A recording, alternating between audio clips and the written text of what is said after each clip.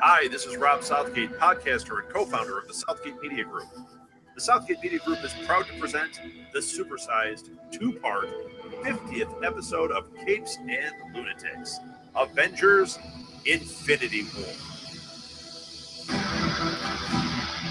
That's right, everyone. Hello, I'm back again. It's me, Phil, to discuss once again the only thing anyone's talking about this weekend, Avengers Infinity War, for part 2 of our 50th episode. Charlie was going to join me again today, but I don't know, he kind of disintegrated. I don't know.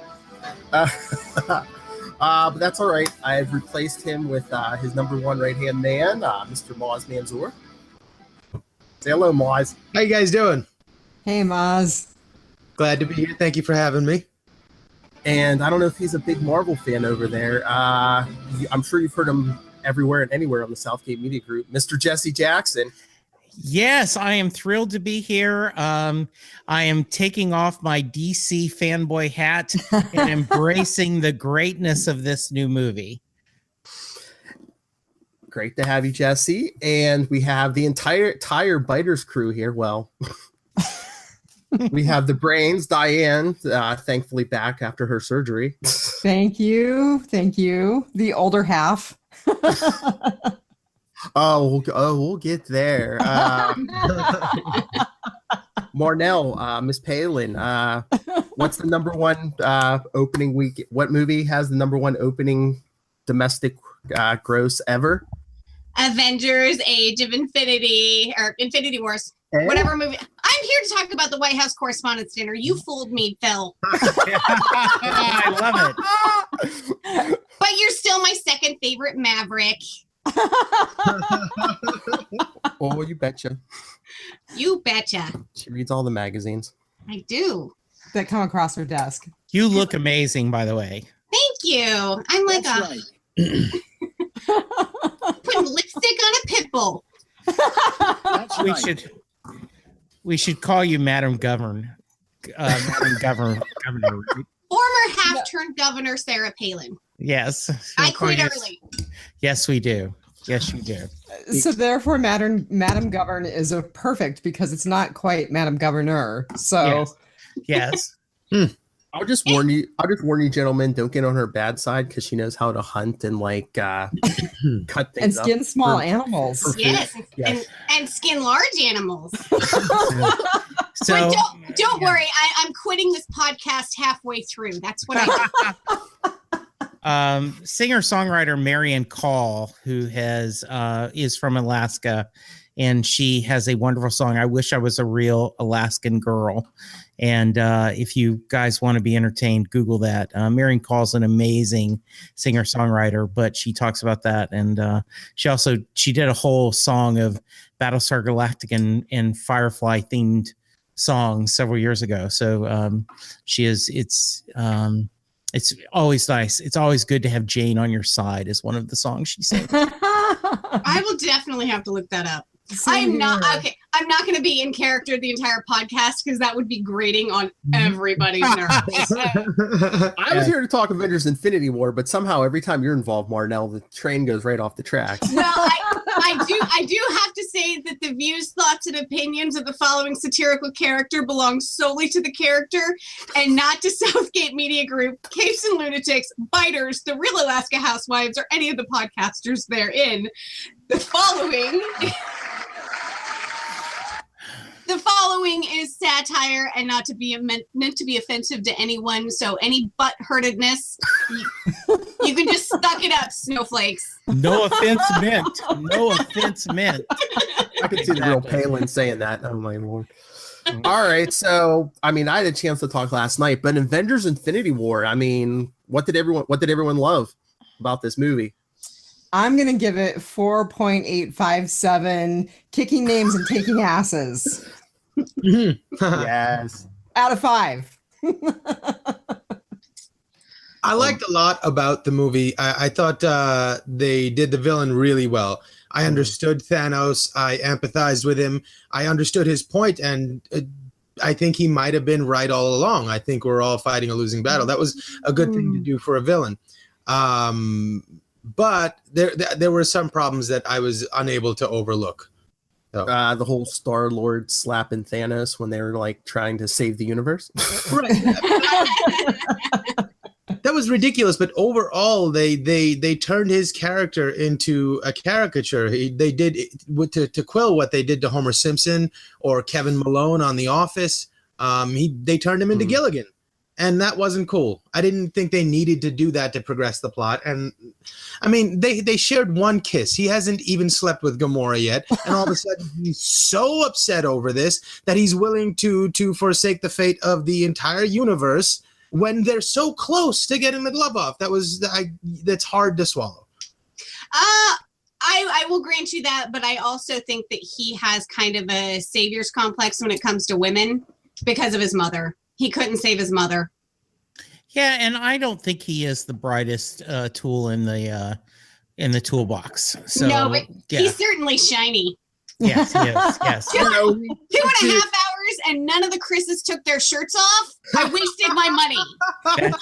Is that why it isn't a 10 out of 10? Exactly. I don't think Pratt wanted to take his shirt off because he's one cheeseburger away from being fat. Remember? Yeah, exactly. Hey. It's been a tough hurdle. It's been a tough breakup for him. Curvy men are good looking too. Like, we respect the dad bod here. Well, I as a man of size, I appreciate those kind words. All curves matter. Yes. So there it is. Yes. As not only as one of the guys who does a musical podcast on the network, I just feel like my summation of the movie is I close my eyes only for a moment and the moment's gone. Oh. All my dreams pass before my eyes. A curiosity, dust in the wind. All they are is dust in the wind. I give it 10 out of 10. Pretty poignant Kansas lyrics is my rating. Is that your rating for the Kansas lyrics or for the movie? Both. I was really worried that you were going to have problems putting everything in there. It's going to come across as, okay, I got to make sure this person has time. Got to make sure this has time. And I felt like it flowed pretty well. I felt like it worked like a really well done, patchwork quilt versus just a jumbled collage. And so I was really impressed with it. It does feel good that all these different, I can remember for my birthday, my wife and son went and saw the original Iron Man with me because neither one of them are big superhero fans. And we went afterwards and they were like, wow, this was a really good movie. This was just a good movie, period. And then here we are 10 years later coming up with this. It's kind of a pretty epic event. Oh yeah, I'm surprised. I'm not surprised, but they did do a good job with this movie because, like we were saying before, there was a lot to unpack here, even more than like Civil War or any of the other movies. It was a giant ensemble cast, and it was pretty amazing that they were able to get all of those parts and pieces moving nicely. Except for Scarlet Witch and Vision, there was way too much time spent on those two. And I think that time would have been better used, giving us a little bit more of the relationship between Thanos and Gamora. Yeah. That moment where they're standing there and the Soul Stone demands a sacrifice of something he loves, that moment should have hit harder, and it didn't. All of a sudden, the biggest bad guy in the universe turns around and he's crying, and you don't give us any ladder to get there to buy that moment. I didn't believe that he loved her. They didn't build that at all. And so that was a lost opportunity for could have been an incredibly powerful and humanizing moment. Yeah, but Mozz, you can't gonna have your cake. You want to eat your cake and to eat it too, because you were saying about the whole Star-Lord and Gamora thing. It's like, oh, he's all shook up about her, and they're barely. I don't think if they hadn't shown as much Vision in Scarlet Witch, they that last scene wouldn't have had as much impact as it did. I don't So think maybe they had to needed it. They had to build both relationships equally. I mean, I do think that for me, and maybe I realized, oh my God, that I am such not a geek that I missed Thor Ragnarok completely. So I don't know if they built up anything about Vision and Scarlet Witch in that, but I really felt like they needed to build that up more. So I think if anything, giving equal time to those relationships, because I needed to be convinced that there was something between Scarlet Witch and Vision, and I was. And I think, spoiler alert, in the next movie, they're going to have a lot more room for some of these other people who didn't get as much screen time since half the cast is like disappeared. Yeah. So aren't we just going to relive a lot of stuff in the next installment of the movie? Because spoiler alert, half the people die in the end, and we know that though they can't die, which was the cheap shot that we were looking at. That it's none of the deaths that they had even previous to everyone disintegrating mean anything now. Like I was pretty devastated when Loki died because I love Tom Hiddleston. In the first five I know. minutes. Yeah. Like how do you kill off the some of the comic relief in the first 5 minutes in a serious manner? And so now all of the deaths that happened previously are cheapened by, I mean, even the Vision's death is cheapened because you know that they can just go back and bring anybody back now. So that's the big thing that I had is we are going to relive a lot of the what's already happened, probably in a different way, maybe from some different perspectives. Maybe they'll go through some Scarlet Witch and some Vision or some Thanos and Gamora stuff, because we're going to have to see all this over again because they have to bring everybody back. Right. Yeah, and I think there's no good way to do this because if you didn't have people die, you're like, oh, it's a cop out. Oh, how could we have this huge battle and not have people die? But then in the world of comic books, no one's dead ever. Right. So revolving door, it is. It's kind of weird. I thought emotionally it worked for me because Thanos, I think he sold it after the fact. The flashback with how he adopted her kind of helped to build that enough for me. I see your point that it could have been it was already 2.5 hours, so I know all of us would always want a little bit more, and not to get us off on a tangent, but I'm a little surprised how much the new Spider-Man is just embraced. I had an executive that said once to me, she's incredibly big geek. She's one of the company I used to work for, one of the senior executives. And she goes, do we really need a third Spider-Man series in my lifetime? And I, she was kind of sarcastic about it, but this latest version of Spider-Man has just seemed beloved by people, and by having him die, I just heard people in the audience. I'm in a room full of fans. Oh, there's just all kinds of sadness, and so cool. You know what I think it is? It's because this portrayal of Spider-Man, Peter Parker embodies the same awe and wonder at his situation that we do. Yes. Okay. Somebody else felt some different way about it, but he seems to genuinely be so happy to be there. And his joy and his elation mirror our own, and that's really easy to identify with and be on his side immediately. Plus, for the first time, it's not like a 40-year-old portraying a teenager. Yes. Right. And he plays it so sweetly. He plays it like the young boy that he truly is. And we didn't have to sit through a movie of the origin story again. Right. Like Kevin Smith said, no more origin stories. Just hand out a pamphlet for anybody in the beginning who doesn't know. Right. Yeah. And I agree. He's got Iron Man's seal of approval, so automatically he's in, And I love the fact that he always calls him Mr. Stark. Bless you. I love that he calls him Mr. Stark. And that scene where, Tony says, congratulations, kid, you're an Avenger. Just the audience went crazy on that moment. So that was really special. But I do have to say that for somebody who is almost entirely dead inside, I did have a little bit of feelings when Spider-Man died. That scene kind of got to me. So almost.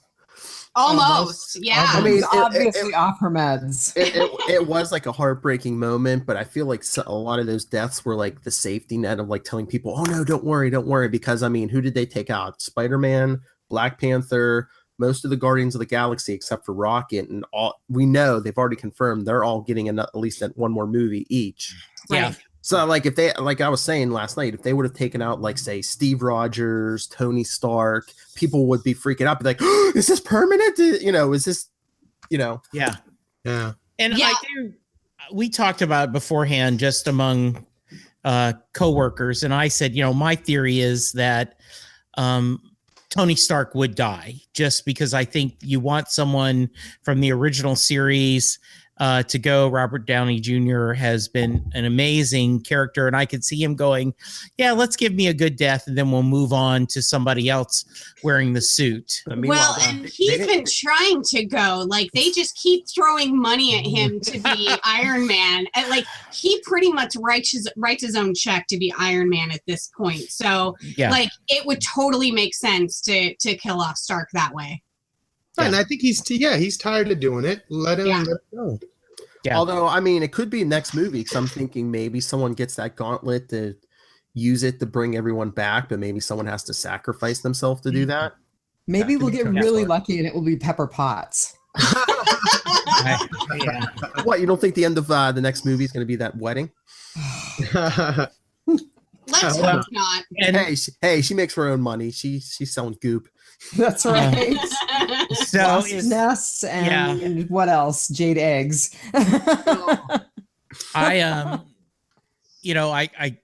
did any once in your mind when when Doctor Strange goes, I've gone through all these scenarios and there was only one, like in my mind, I heard so you're telling me there's a chance.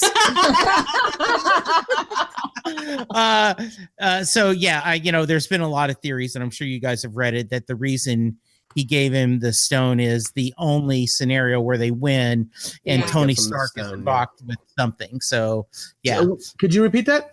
The only way to win is? So there's a lot of theories that Tony Stark is involved with the scenario that lets them win. Mm-hmm. And so Stephen Strange makes the calculated move that he's going to kill Tony right now. So I have to give him the stone, kind of sacrificing my knight or, my queen in this game of chess to ultimately victory, because if Tony Stark dies, then there's no way we can ultimately win. Right. So do you think he has a plan, or did he see the finality of the situation and see, okay, there's no way out. Half of us are going to have to die, but if some of us have to survive, that's the only way. So my theory is that he has a vague, not a clear picture, but just a vague of, I know these kind of elements have to be exist for us to go. And so I think he's taking on a leap of faith to, quote a Springsteen lyrics, which is required. If you have me on the podcast, take a drink as you do the drinking game, that, you have to take a leap of faith. And that's, I'm going to give him the stone, playing the long game. See, and I think that bringing all of the stones together, even if Thanos got it first, you can alter time and space and reality and life and everything. So I think the way that Doctor Strange saw the outcome of all the stones have to come together to undo everything that's already been done and everything that's going to be done. So Thanos has to get all of the stones, and then we can go back and fix everything. That's my theory. How interesting. Very nice. Well, there is a theory that the next movie is going to involve time travel in some fashion. I mean, it's going to have to, perhaps, right? Yeah. I don't know, unless someone just gets their hands on that gauntlet and, wishes everything back. Mm-hmm. I'm curious of you guys. I thought that as we talk about, this great quilt of show, so I'm going to mix metaphors and kind of do a gumbo of storytelling, that it was just the right amount of humor seasoning.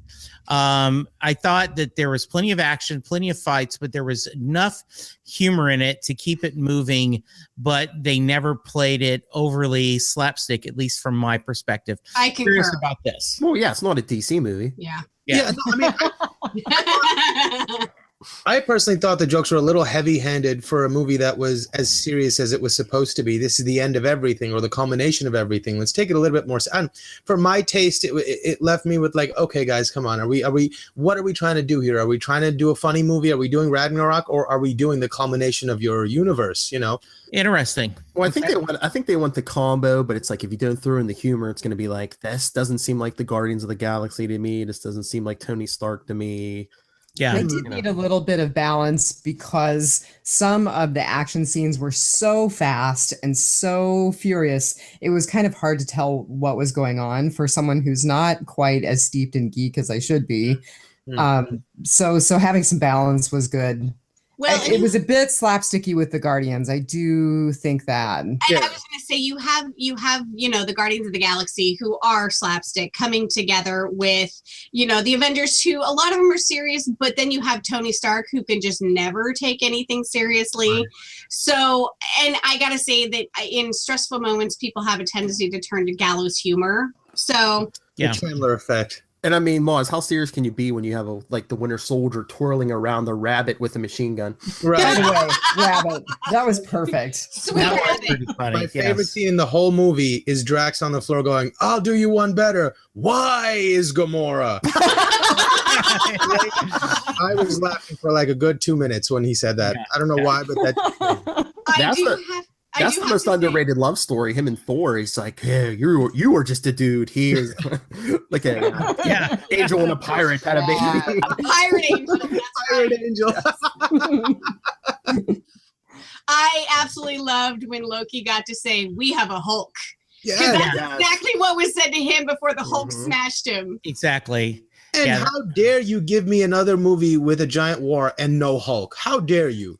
Thank you. I was going to ask if anyone else was disappointed by the fact that what we basically got was Hulk running around in an Iron Man suit. But I went to the movie with a comic book geek, and he said that this is a common theme with the Hulk, that whenever he gets confronted by a bigger baddie than him, that he gets performance anxiety. I swear, this never happens to me. I know. A little green Viagra. That's all he needs. There was a whole we'll wait 30 minutes and try again theme too. Wasn't there? No, there totally was. But I actually, not having, if I wouldn't have gone to the movie with somebody who was big into the comics, I wouldn't have known that. So yes, I was very perplexed about the whole Hulk being not hulking. Well, right. I kind of got that it was a fear thing because I mean, in these movies, I don't think Hulk's come across anything he couldn't overpower, and then all of a sudden it was, No, but but considering the relationship between us as the viewer and them as the movie makers, considering that, they should have found a way around it. Even if you needed to have him have an extra 30 minutes, get him there though. Yeah. You know what I mean? It's Hulk's like scared. One movie where there was no Thor, and now you tease us right at the top with this amazing 5-second battle scene with him and Thanos, which just looked amazing, and it just got me out of my seat. And all of a sudden, no more Hulk. I'm thinking we're going to get that means that Hulk is going to come through in the next movie. That's what I'm thinking, because they didn't touch any of those original Avengers, so I think it's going to be like that original team. So what you're saying is Hulk scared, Mozz sad. Yeah. I think it was more than just fear, though. I mean, it seemed like there was some real resistance on the part of the Hulk to coming through, and I'm not sure what that's all about, but it was more than just fear. Maybe he's just tired too, because didn't they say Ragnarok wasn't he the Hulk full time for like 2 years? Maybe he's just tired. Yeah. I had not gotten a lot of spoilers in the movie, but I had read somewhere that the Hulk doesn't appear again. And so I wasn't surprised because I had been spoiled. So I knew that was happening. So I was more curious how it was going to happen. So I thought them addressing that, he was truly kind of held up in his banner shell, because he doesn't want to get hurt again. That worked for me. I do think there is a payoff in the next movie that I think he will go all Hulkish and work on that. So, delayed gratification as we continue to try to push on the, semi naughty side. But I mean, I get Mozz's point that like that last scene in Wakanda where like it looked like Banner was going to die in the suit. I was waiting for him to say, Hulk, you know what? I know you're scared, but guess what? If you don't come out, we're dead. Yeah, I agree. Going to die. Which is probably the way the next movie opens. Probably. Really, realistically. So, and that was another thing that I had where Scarlet Witch was like so resistant on having to kill Vision, and that really sucks to have to kill someone you love. But when the fate of half the people in the universe, possibly including you, is at stake, aren't you just like, we'll take one for the team? Yeah, I think that was a little weird. Though we did get the great scene with Black Panther's little sister asking, "Hey, why didn't y'all blank, blank, blank, blank?" We hadn't thought about it. No, hold on. I thought that scene was incredibly almost insulting. Really? Yeah, because I mean they're trying. They know they have like a cultural gold mine on their hands with the Black Panther and the Black community, but they go too far sometimes. Like you're telling me a scientist didn't think to integrate all the neurons to work together as one. That's not a simple enough idea, and that's what you use to represent this girl's genius. It was a lazy plot device, and I thought it was really insulting and lazy. That was what I did. I liked it. Definitely right. Yeah, it was lazily written. I get both of your points, but I agree that that the way that they presented it was lazy. It should have been like, well, we don't have that technology, and it would have been like vibranium, biatches, or something actually smart. Yeah. Okay. Fair enough. I love that character. I was gonna say I get Mozz's point. They were trying to boost her up to be smarter than both Tony Stark and Bruce Banner combined. But I mean, when Thanos' guy came into the lab there, I was like, "Don't you kill her!" Yeah, exactly. Mm-hmm. If she died, she'd come back next movie anyway. Right. Yes. Or if you were gonna do that anyways, at least give them all honorable deaths. Don't make them frivolous deaths, because then if they come back, I don't really care. You know what I mean? I think that's another like sign that all these deaths are going to be undone is like nobody did like the heroic sacrifice. Right. Like you robbed them all, like you Lieutenant Danned them all. Although, isn't it more powerful in some way to just watch them kind of fade away? I don't know. They deserved better. That's all I kept thinking. They fought so hard. They deserved better. The one thing in the fadeaway that really got me was it was really incongruent. I mean, some of them like faded from the bottom up, some of them faded left to right, and it was always like who had more lines left. And like, the last thing you see is Wanda's face, and then of course the last thing you see of Samuel L. Jackson is him pushing the button. So like, I mean, like he wouldn't have got a chance to push the button if he had started fading from like left to right instead of right to left. So it was. I think it should have been there should have been a little more continuity to the fade or whatever. But yeah, so. They had some lazy writing. That was just the best. He had the best fade out there because he was just like, "Oh, mother." Yeah. Yes. Of course. And I will tell you, I will in spirit of our geek blind spots, and confessions that we had earlier. Mm-hmm. I did not recognize the logo on the cell phone. Oh, someone had to shout it out in the theater where I was. So. Me too. I had to go, Google that, because I was thinking, is it the Defenders? Are we going to get the TV shows, showing up? And then I was happy to see what it was. So. Yeah, because I have a feeling she's going to show up in the next movie, because like her origin movie is like the movie right before Avengers 4, so they're going to do the origin. So then when she shows up in 4, you're like, oh, I know who that is. Yes. So we had a lineup of people like waiting outside the auditorium to come see the next show, and I just wanted to be like, what was up with them sending up the bat signal at the end? And can we just say amazing? Can we just say stupid people check? Because, okay, first of all, I got dragged out of my ice cave to hang out with people, which is kind of scary. But then the number of people who left before the credits were done. As we talked about last night, there weren't that many in mine this time, but every time that, like, at this point, when people walk out in the middle of the credits in a Marvel movie, I'm like, do you not know what you're watching? Have you never gone to a Marvel meeting before? Yeah. No, not ours. But I guess because it was Thursday night, I mean, no one left.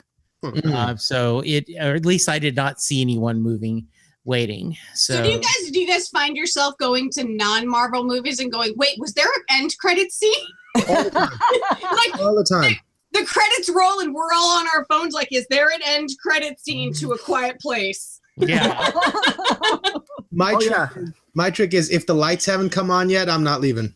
Yes. Yeah, that is a very good rule to follow. Okay. I was just thinking it's an excellent strategy to get me to care about all of those names way down in the credit list. 2/3 of the entire United States were credited on this movie. Well, I mean, look at Alaska. Including Alaska. Look at all the special effects. I knew it was going to be. I mean, the credits themselves were 12% of a 2.5 hour movie. I'm like, oh my god! And there was a lot of stunt doubles in this movie.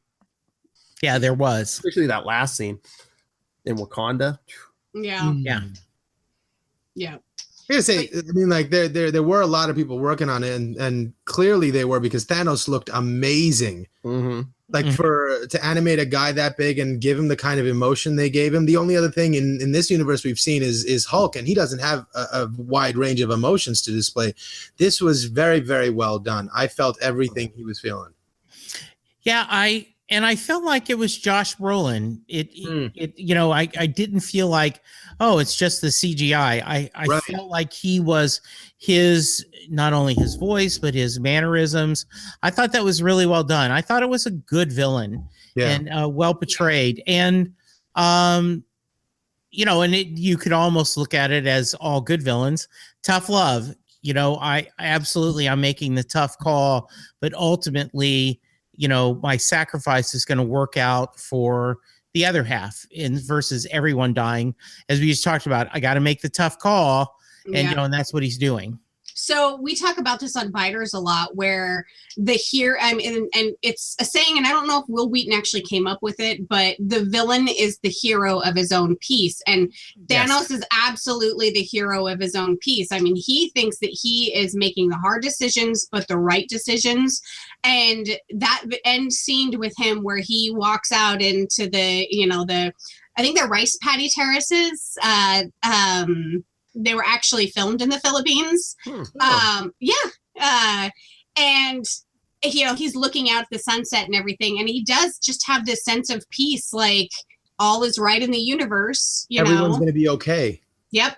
Like, it's hard to miss in this day and age, in our political day and age too, that we really are looking at a planet of waning resources. Yes. I mean, it's hard to miss that political message. But in the same vein, you have all 6 stones, and you have the power of life, universe, all of it. Point. You could do something much better than take out. I mean, you could create new planets and new resources, right? You've got this magic lamp. Yeah, why don't you create more stuff instead of? I thought of that as well. Mozz, did you just have an epiphany? Yeah, that was a great point. All on board with Thanos. I was like, I think we should leave him alone. We still have half the superheroes. You're like, wow, dude just needed a better idea. A perspective realignment. Somebody give me Thanos stat. I have a great idea. Absolutely.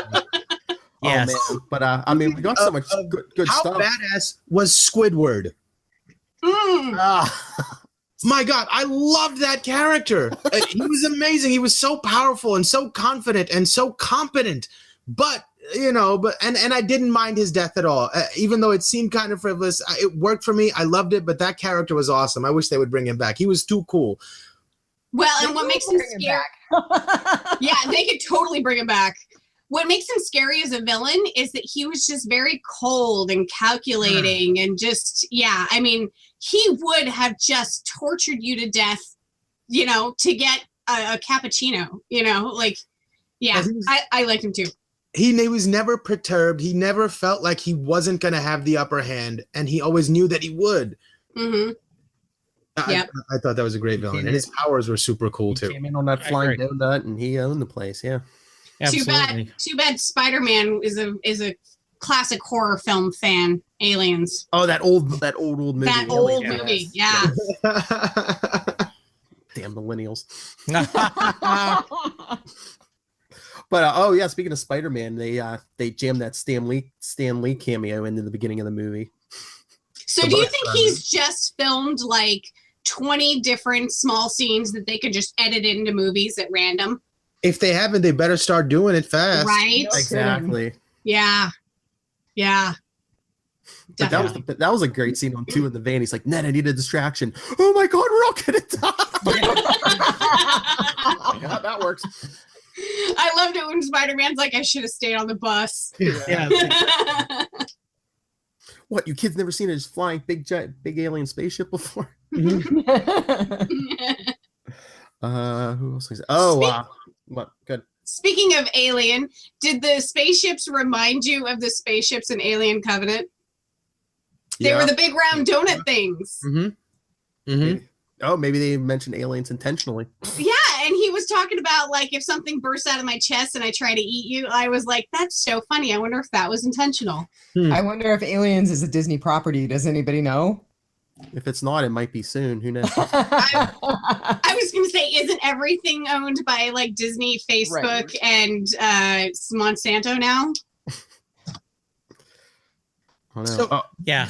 Where do you think Thanos was at the end? Was he trapped in the Soul Stone? What was going on? Why was everything orange? It could be another planet.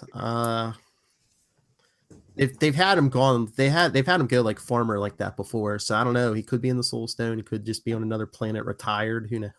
Did we see him snap his finger before everything happened, or I think he did. Like he went like this, and everything went white, and then like okay, like, the gauntlet was like even like all melted and stuff. So. Yeah, and he went and saw little what's her name, Gamora, and I really did like that where she's like, you know, what did it cost you? And he's like, everything. Oh, with somebody, I forget who, if it was Charlie or somebody else. Somebody made the point last night.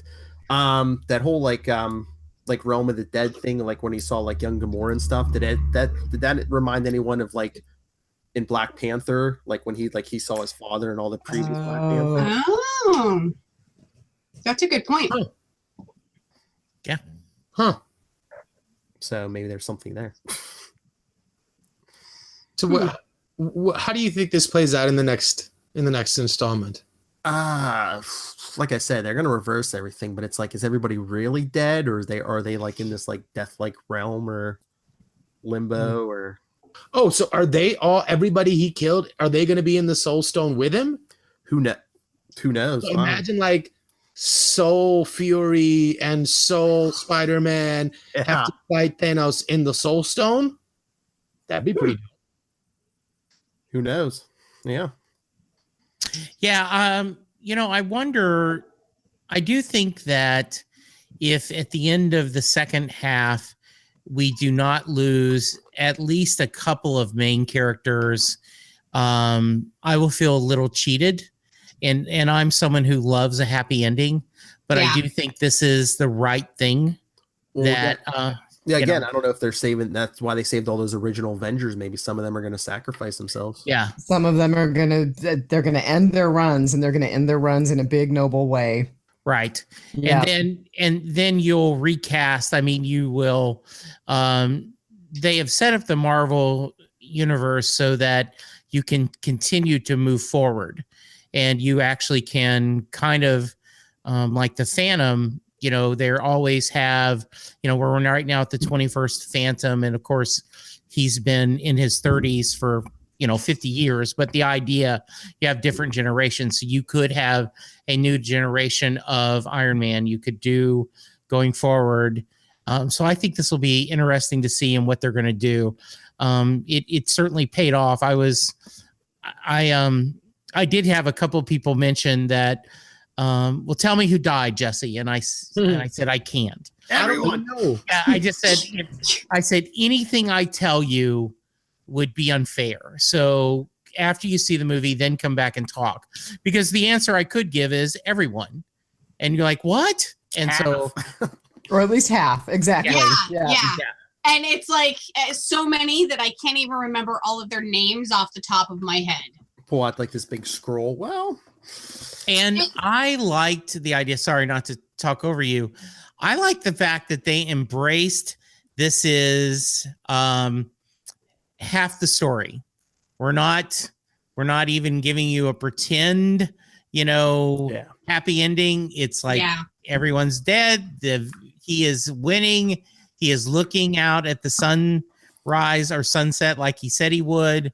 And they don't even till afterwards they go, not the Avengers will return, Thanos will return. Go ahead. No, I was going to say, I just wonder if like any time is going to pass between these movies, like the other ones, or if it's going to be like, 5 minutes later, because they did film these back to back. So I just have to say, as somebody who was not steeped in any spoilers around this movie at all, I was shocked that it ended so painfully. Abruptly. Yeah. Definitely. Going back to what somebody, I think it was Mozz said, are they going to be trapped in the Infinity Stone or the Soul Stone? Red Skull was there. I was going to bring that up. Ross Marquand. Was that him? That was him. That was Ross's intro into the Marvel universe. Because I was like, I don't think that's the original actor, but I was like, who's that wasn't Agent Smith? No, no. I knew it wasn't him, but I was like, I didn't know that was Ross Marquand. Oh, the Soul Stone changes you. I checked it out this morning. I made sure. Yeah, I have it pulled up right now, but so that was a little bit of an Easter egg in that he tried to manipulate the Soul Stone and it basically absorbed him. So did that happen to Thanos? Did that happen to the Avengers? Like, are they trapped in the Soul Stone somewhere? I would like to point out it means that Walking Dead is taking over the world. But why would they put that in there? Why would he be the one that's guarding the Soul Stone if it doesn't mean something? And maybe Thanos was pulled into the soul. Yeah, maybe he was pulled into the Soul Stone. Because in the end, now that I'm thinking about it, he didn't just like go through a portal. Didn't it look like he like fell in? Yeah. Like it was taking him. Like yes. Like and maybe when he gave Gamora up, the price really wasn't paid. Maybe it was his soul. Maybe ultimately it's his soul. Because he doesn't really love anything, so the only thing it could take is his soul. Or the only thing he loves enough to sacrifice is himself. Right. The only thing that he loved enough to sacrifice was his plan for the universe. He saw his home world get destroyed, and he was so affected by that he made this plan, and it drove everything that he did his entire life. The torture of Gamora and Nebula, thank you.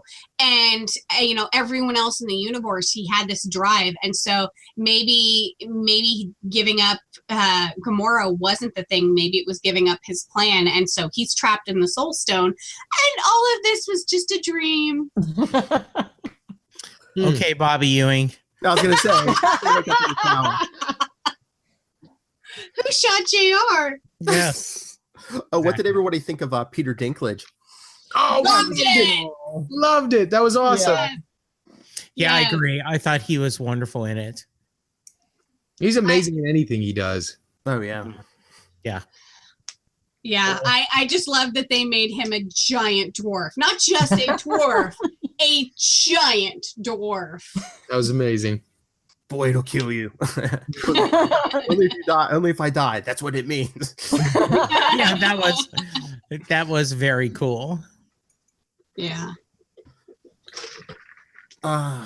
So much. I want to know if Wong lived. Oh, yeah, they never did show at the end. Yeah. people No. faded out or Yeah. not. Maybe like it's gonna be Wong and Rocket that save the world. And the Hulk. And the Hulk. 'Cause, yeah, the non-Hulk at this point. But yeah, I just loved when Tony was like, "You're invited to my wedding, Wong." I mean, like those original Avengers are still around. I mean, is Hawkeye going to come out of retirement, or is that permanent? Thank you. I would like to see him and the Ant-Man again, please. Well, Yeah. Especially Hawkeye. Ant-Man and the Wasp comes out in July. So Now, what's the timeline going to be on that? Obviously, it's going to be well before this whole thing, right? I thought Charlie was saying it's Ant-Man and the Wasp is supposed to take place around the same time as Black Panther took place. Oh, okay. But I thought it'd be interesting if it was present day and just seeing people freak out about, half the population disappearing. Okay. Oh, that's an excellent point. Okay, and so in real life, wouldn't everybody be freaking out that the rapture happened? Yes, exactly. Right? Yes, they would. We've seen aliens and alien technology, but nope, this was the rapture. That happened. Lord. Yeah, and guess what you get for being good? You end up in the Soul Stone with Thanos. And Red Skull. And Red Skull. There you go. Good job. It would be worse than the Purge out there. Yeah. It would be post-apocalyptic. And then Dianne and I would have another podcast. Yeah, there we go. Because that's what I'm thinking. I'm thinking there's not going to be that much time that takes place between Avengers 3 and 4 because it comes out next year, but if you do that year gap, think about how much crap's going to go down in a year. Yeah, no, I think you're right. I think it'll be quick. It'll have to be back to back. Yeah. And I think what's also amazing is, how many movies we have between now and next year. Marvel is just almost flooding the market. Like we're not going to leave any weekends free, for other studios. It's crazy. When they moved this one up a week, I think, what were they saying? I think it was the Amy Schumer movie was supposed to come out this week. And then they saw Infinity War rescheduled to this weekend. And they're like, oh no, we're moving up. We're not going to be on the same weekend. Yeah, absolutely. I don't know why Disney's pumping out all these movies. Oh, yeah, there we go. That's the top three highest grossers. It's this movie, Force Awakens, and Last Jedi. I said Disney is very happy right now. Yes, they are feeling good. Meanwhile, Ben Affleck's trying to decide what to get on his pizza. Gal Gadot is going to save the universe, I say, as I am sitting here in my Wonder Woman PJs. I hope so. That's the only good thing they've done since the first Superman movie. Man, I agree. I don't know, man. Aquaman. He needs to have his own movie. He spends like 2/3 of the movie shirtless. It'll be fine. Everything will be fine. She got her money's worth. That thing's gonna hit 100 million opening weekend just for Marnell. They'll be like, "Oh, the sound's not working." I'll be like, "Play it anyway. Play it anyway." That's funny. Everything's made up and the sound doesn't matter. When is Disney just going to buy DC already? They already own the X-Men. Well, yeah, they're about to. Yeah. Yeah, they're about to get X-Men back, Fantastic Four back. So hopefully we'll get a good movie of them finally. Yeah. Yeah, you do wonder, just Warner Brothers just doesn't seem to get what they need to do. And as I said before, I'm a DC fanboy. I grew up loving Superman and Batman, and I enjoy the DC universe movies despite all their flaws. But, this was an intricate building. And, I have a friend who always, when he talks about it all goes together. It all fits together. He's always, and this has been this intricate ad. And I don't think since the Dark Knight trilogy, where he had a plan, Christopher Nolan had a plan. He wanted to tell a story. They just don't have I don't think, to be redundant, I don't think they have a plan. I don't think they have a scope of what they want to do. Well, they want to be Marvel now, but yeah. I mean, the good and the bad. Marvel's taken 10 years to get where they're at now. Right. They don't want to do the work. No, they don't want to put the time in. They don't know who they are, and they've sold their soul twice or three times over to try to get it right. And now they're just completely bankrupt and have no currency left to spend. But we keep buying it. They keep selling it. We keep buying it. Well, because we keep hoping. Yeah, it's like, oh, maybe this one will be the good one, and I mean, maybe with this one will be the Wonder Woman. I was gonna say, and Wonder Woman, want them a little bit of credit, No, I just was gonna say, like, as someone, you sit there and before the credits, before the the previews come on, you're sitting there, please be good, please be good, please be good, please be good. And it's just, or at the very least, don't screw it up. Don't screw it up. Yeah. Don't screw it up. Right. Well, Jesse, I mean, that they announced they might be doing a Nightwing movie. I was like, oh man, do I want this? I mean, I want a Nightwing movie, but do I want Warner's to do it? Yeah, I'm excited about the Titans live action. Yes. Charles and I are going to do the podcast on it. Thank you for visiting with us when we talked about Dick Grayson. But you do wonder, okay, are they going to do this right? Will they do this the right way? And I'm a big fan of CW's shows. I think the TV universe for the DC it works for me. Oh, yeah. But I am not. I definitely, as much as it hurts, it hurts me, I would rank the Marvel. They're consistently funny and they're consistently good. I mean, and they can do different ways. The Ant-Man, a caper movie, the Guardians of the Galaxy, a little bit of a slapstick science fiction fun. I mean, they can do different kinds of movies. They don't have one mold. Okay, we're going to have a lot of fight scenes and the world's going to be, we're going to have a crazy villain. They just do things differently and they figure out. And I think it's because they try to find good filmmakers and let them share your vision. Well, I mean, yeah, because just look at the results. I mean, they can't get people to care about Justice. The third Thor movie made more money than Justice League. And I mean, who doesn't know Thor? Yeah. I mean, who doesn't know Superman and Batman? I mean, your grandparents know Superman and Batman. But meanwhile, Marvel, I mean, they can get you to care about their second and third tier characters in a movie.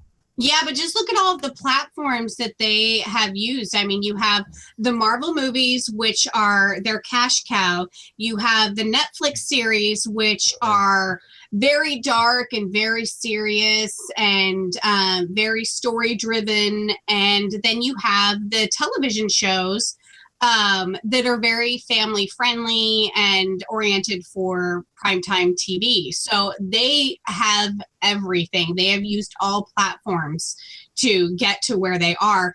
And DC hasn't really utilized any of those things the way that Marvel has. No, not at all. Well, again, Marvel is like one cohesive thing. It's all one universe. DC, they're like, okay, our shows are one universe, our movies are another universe. Yeah. It's like a mess. Mm-hmm. All I have to say is Patty Jenkins, give Marnell a call. Yeah. Yeah, that would be a bold move if they went to Patty and said, okay, how do you want to do this? How do you want to go this? She's the only one who's had a mega hit. Right. So, you go find filmmakers and you plot a 5-6 year plan and let's do this. And we're going to gamble on this because it couldn't be any worse than what we've already had. There is a core audience that if you throw a Superman movie out, we're going to go. Yeah. And then go ahead.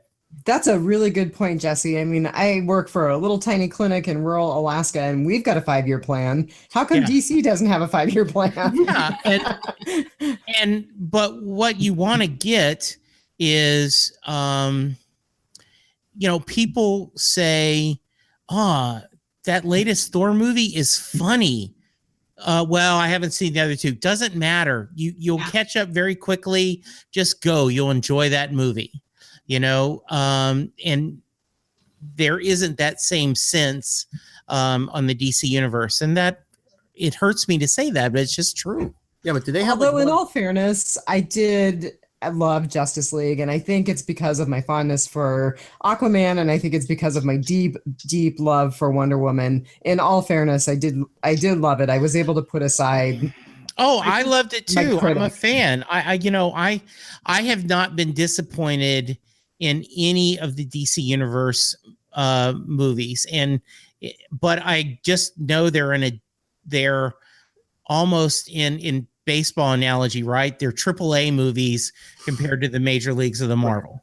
Good point. But I will say I enjoyed Justice League immensely, and it was because they nailed the relationships between the characters. Those really worked. They had great chemistry between everybody. Everybody felt like they were having a good time while they were filming it, and they got along with each other, and that it showed on film. Those interactions between everybody, even the jokes felt natural and real. Their relationships felt real. And I think they nailed the dialogue by figuring out what they wanted to be. They didn't want to be the super jokey. They didn't want to be super serious, but just make a good movie and have the relationships work. And I think you'll have a good time. All right. Let me give you an analogy. All right. DC, they had to digitally erase Henry Cavill's mustache. Marvel, they just grew a beard around Chris Evans' mustache. Okay. Right. Yeah. Smart. Yeah. So what I think part of the other thing is Marvel they've got this slick down to a fine grain that they can just churn these out one after the other. They have the writers, they have the directors, they have the producers, they have all their CGI team put together. And I think DC focuses a little bit more on the fanboys, the people who are hard and fast comic people. Whereas Marvel is watered down for the masses. We can all find something to enjoy. Okay, that's one way of voicing that opinion. The other way could be saying that by focusing so much on the geekdom, they forgot to make a good movie that had geekdom in it. Whereas Marvel, they know how to make a good movie. They know how to make you care about something. Excellent and they did that with a good source material, and they kept it there. So, I mean, I think they're just better at making good movies and not necessarily focusing as much on getting things accurate or anything like that. Oh yeah, I think the Marvel stuff, it's like, look at, they focus, they make sure to put in some heart, some humor, some, emotion, good story, got some action, and DC's just like, look at this pretty thing we made. Right. Well, this is like the conversation that we have around Preacher, which is that it's really smart, it's really funny, it is so focused on the Preacher fans that it loses the greater audience. Yep. Yeah. Yeah, and now that Marvel has sort of paved the way and there's a roadmap for this, DC could absolutely follow in their footsteps. I don't think they could ever get as big as Marvel is now, but they could definitely become bigger and expand their fan base, their universe, their characters. I mean, eventually they could, but they have to put the time in. Absolutely. Right. They should have been bigger all along. There's nothing bigger than Superman and Batman. No. Right. And we've been waiting, ever since we first saw these characters for them to be together. It was the ultimate thing. We've been waiting for. Other movies threw it in as a Easter egg, Mozz, you are so right. When you're looking at a world where the X-Men are bigger than Superman and Batman. That shouldn't be. Yeah, right. That's crazy. And then you think about it. I love the X-Men, but yeah, I do too. But I'm older than dirt, but I remember going to, seeing the first Christopher Reeve Superman. That's when I was born. When it was coming out, right? Yeah, I was in. I was born in 59. So what? I'm 18, 19, and I remember that preview. You'll Believe a Man Can Fly, and when we watched that movie, my jaw dropped because it looked like he flew. I mean, I was amazed, and I stand to this day the scene where Christopher Reeves is in Lois's living room and she's off camera, and he takes his glasses off, and all of a sudden he's Superman. Mm-hmm. And then he goes back and he's Clark Kent. You go, yes, that's it. It isn't the glasses. and I know many people who rank superhero movies give that first Superman, you know, if it's not the greatest one ever, it's in the discussion because it just changed the way we think of it. So you've got that legacy. If you do it right and do it well, you know, I'm not saying it'll be better than Marvel. No, I mean, there's room for us to love both. And so, but I think just as many people will embrace that. Right. But I think they had a much higher springboard. Yeah. You know what I mean? Like, to get us to care about the Guardians of the Galaxy, whom I'd never heard of before, is a monumental task that they were able to do really, really well. Meanwhile, they've got Batman and Superman, and I couldn't care less. Yeah. That is well said, because I had never read a Guardians of the Galaxy comic, you know, and I've been reading comics probably since 1963, you know, but I never had. I just hadn't. And, you know, I'm like, okay, they say this is fun, I'll go. And you're like, oh my goodness, why do I care about a raccoon that's shooting a gun? But I do. Or a tree that can only say 3 words. Yes, I know. And even before that first Ant-Man movie, I mean, you know, even hardcore fanboys were like, you know, is this movie gonna work? You know, are people gonna care about Ant-Man? Wait, we have an Ant-Man and a Spider-Man? Yeah. That was a good line. Yeah. And I will tell you, I knew I was having a good night when I had not seen the Ant-Man and Wasp trailer. And when Scott goes, she has wings? Oh, yeah. She has blasters? Yeah.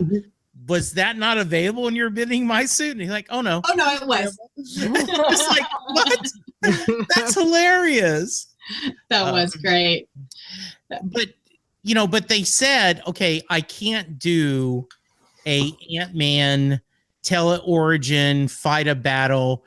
You know, we're going to have to do this a different kind of film. And so it's a caper film. And it's a hilarious caper film. It was so good. It was way better than it had any right to be. Yeah. It was an incredibly perfect film for what it was.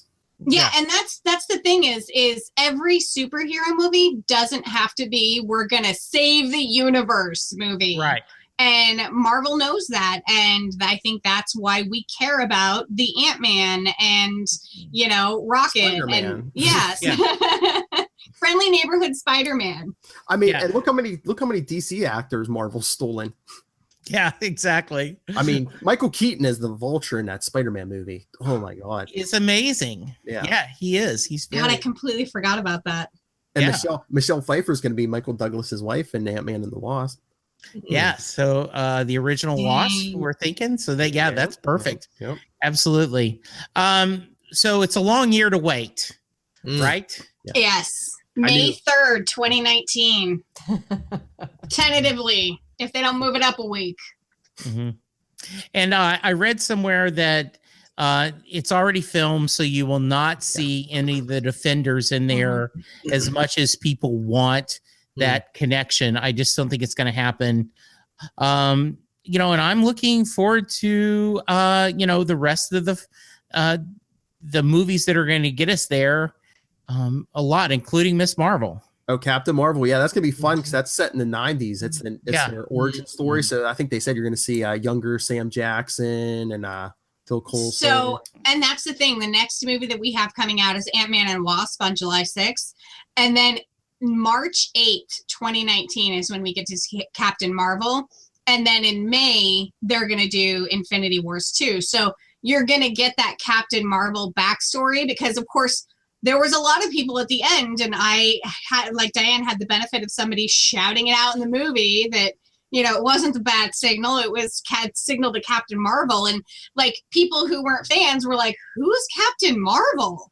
And so you're going to get that benefit, you know, 2 months ahead of time to get her backstory and then go see this second Infinity Wars. See, I mean, like we were talking about the Marvel DC thing. Marvel definitely has a deep plan for this stuff. I mean, there's a reason Black Panther was right before Infinity War. There's a reason Captain Marvel's going to be right before the next one. Wakanda forever. Yes. Anybody watch that parody? I think it was from Jimmy Fallon. I've watched this video so many times where some of the cast sings it's a parody. The Marvel Bunch. Yes. Yes. I you love said that. Oh, I love love to look for that. But I will tell you that I had to, when I got home after watching it, I had to do Black Jeopardy with him on Saturday Night Live. Oh, Chadwick. And I just got, it's just like my mother's in my cable bill's in my mother's name because you want to honor her. You know, I love that the character is so, yeah, it's going to be great. And I'm excited that we got to share some time talking about this with you guys. Oh yeah, I was watching. I recorded Jimmy Kimmel all week because the cast was on there all week, and the week was it Tuesday or Wednesday night? Chadwick Boseman was on there, and he's like, if he says if there's a day where I don't feel like going Wakanda forever, I don't leave the house because everywhere he goes, he's like everyone's expecting me to go Wakanda forever. That's awesome. He's like they chase me down the streets like Wakanda forever. Well, and whoever does the Fat Man with Batman podcast with Kevin Smith, I don't remember his co-host, but Mark Bernardin. Yeah, he talked about that he was walking down the street and someone, instead of saying hey, said 2 weeks to Black Panther.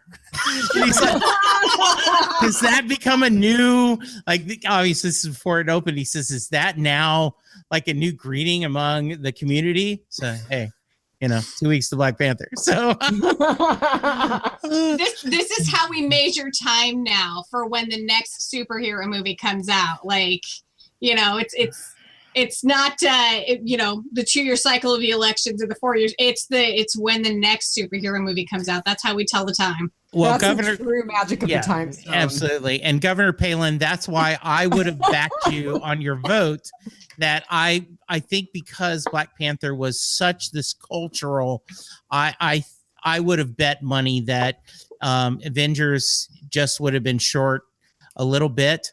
But I guess what happened is all the extra people that they got into the universe because of the Black Panther movie then said, oh, I want to go see this movie. Plus all the normal, quote unquote, Avenger fans go in there. And that's why it became a bigger opening. Well, and this was a very Wakanda-heavy Marvel movie. Yes, it was. Yeah. So Black Panther 1.5, Infinity War. Yeah, exactly. Yeah. Mm-hmm. And thank you for the vote of confidence on whether or not I was going to win the bet or not. I'm a little surprised, but not disappointed. And I just have to say, Palin Thanos 2024. Yes. But Capes and Lunatics listeners, just expect a bunch of Sarah Palin drops in your future. We'll totally have to record those at some point. Yes. So, well, guys, this has been great. I've got to go get ready for. I just heard the dryer go off, and then it's Sunday night as we're doing this, and I have you got to get ready for the work week, and that includes catching up with laundry. So, Phil, thank you so much for inviting me to join you guys. This has been a blast. Hey, thank you. I mean, let's. I think why don't we all just wrap this up? But Jesse, where are the 20 podcasts where people can find you? So I am. Next Stop Everywhere with my buddy Charles Skaggs and I. We are talking about the Doctor Who universe. We are doing a Titans talk podcast, getting ready for the Teen Titans direct series that's coming out. We're looking forward to that. And then me blabbering on about music, Set Lusting Bruce, the Bruce Springsteen podcast, where I talk to Bruce Springsteen fans across the world, talking about their musical journey. And as always, if you have a musician you're passionate about, I do B-side episodes so if you're love the Foo Fighters, you can come in and join me. If you're a big Kiss fan, join me and we'll talk about that. We have a lot of fun on that. And on Twitter, I am at Jesse Jackson DFW. Because if you don't put DFW, you get a lot of political rants put out there. Hey, Jesse Jackson, how about white people matter? Like, I'm just obsessed with Doctor Who, Superman and Bruce Springsteen. So thank you. I told you before, you should get ordained so you can make appearances at every con as the Reverend Jesse Jackson. That would be nice. Yes. Well, thank you, Jesse. No problem. Mozz, where can people find you? They can find me on Facebook under Mozz Manzor, or email me at mozzmanzor@gmail.com. That's MOZZMANZOOR. And you can find him trying to get a word in edgewise with Charlie Esser on all the Marvel Netflix reviews right here on Capes and Lunatics. Dianne?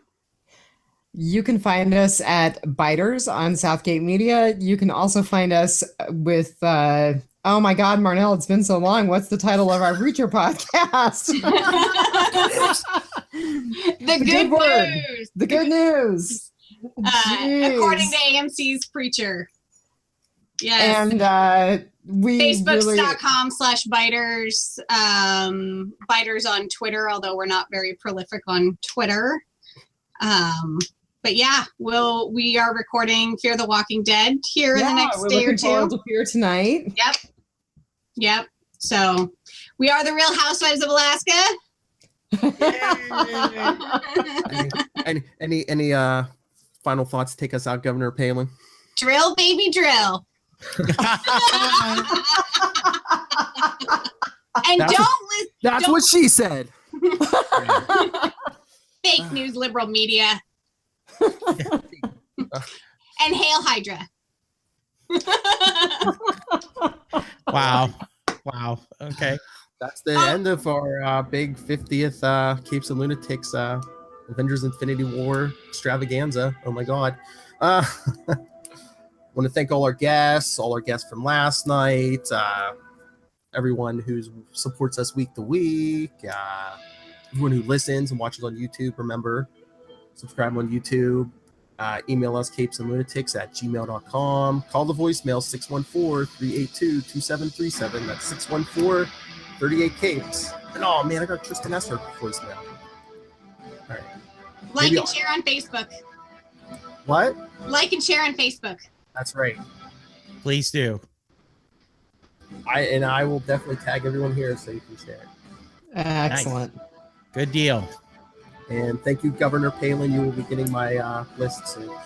You betcha.